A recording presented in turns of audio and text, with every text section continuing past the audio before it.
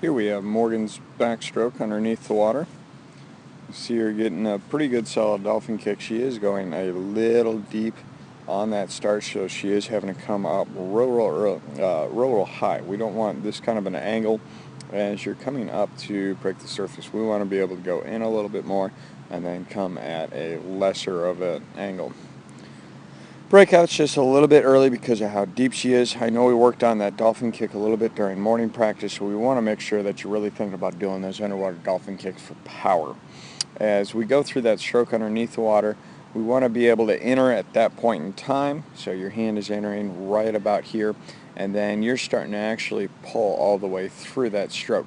As that hand enters right there, you want to think about digging it down just a little bit deeper. Some of that is just by pressing that hand down a little deeper.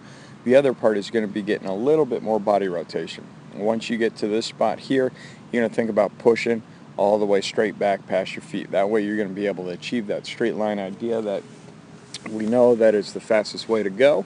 So we just got to kind of continue to work on learning how to roll that elbow over just like we do on our freestyle to get that high elbow and then pushing the water straight back behind you.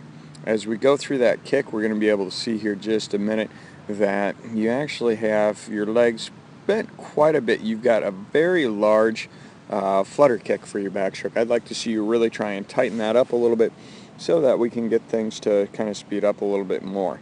Anytime you've got a lot of knee bend when you're doing a backstroke kick, it's going to end up creating a little bit harder of a kick for you. And this angle, we're going to be able to really see how much air you've got on those hands. You've got a lot of bubbles right there, and part of that we'll be able to get rid of just by getting a little bit more rotation onto either side as you're pulling, as well as really trying to drop those hands down a little bit deeper underneath the water to grab that deeper water. Anytime you're grabbing water in the top about 6 inches, you're grabbing the garbage water, we want to make sure that you're grabbing a little bit deeper. But backstroke looks fairly good. Just got some stuff that we need to work on. Keep it up. Here we've got Morgan's backstroke on the above water angle. So you're grabbing the gutter just because we didn't have any touch pads in. That's at my suggestion.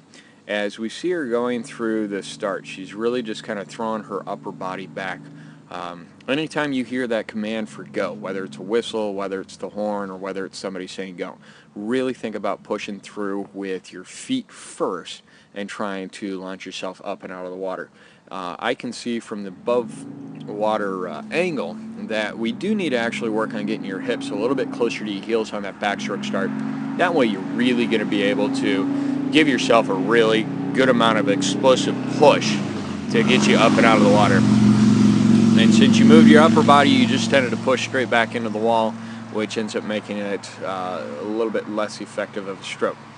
Got a fairly solid kick going on. There is just a little bit of kind of it builds up and then it kind of slows down a little bit. So I'd like to really see you just kind of work on motoring those legs a little bit more. Keep it a pretty constant rhythm.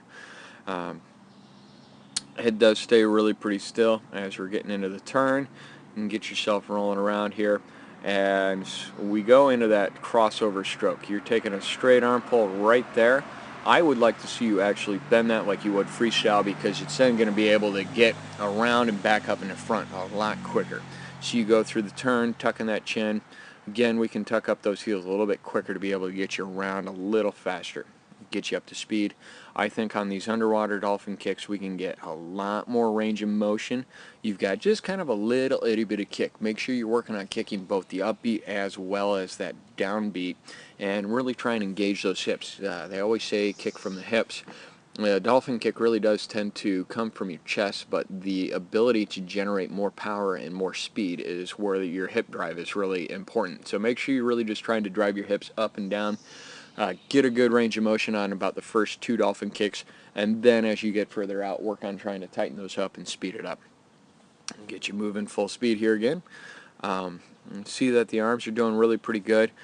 You've got a really good shoulder shrug as we go through that recovery right through here. That's a really good sign that you're going to be able to set yourself up for a really good catch out in front of you. Kick is dying down just a little bit. We're not seeing too much in the bubbles on the back there. And then as you're going to finish, it really just kind of depends on the individual and the location. Not too bad on that dive down, but I would like to actually see you, because of where you were at on this one, you probably could have just finished right on that side and actually not increase the distance. You ended up kind of coming into that little bit of that wave motion versus coming straight into that wall. So it's one of those things to think about. It's not necessarily wrong. It just kind of depends on your timing coming into the wall. Very nice job.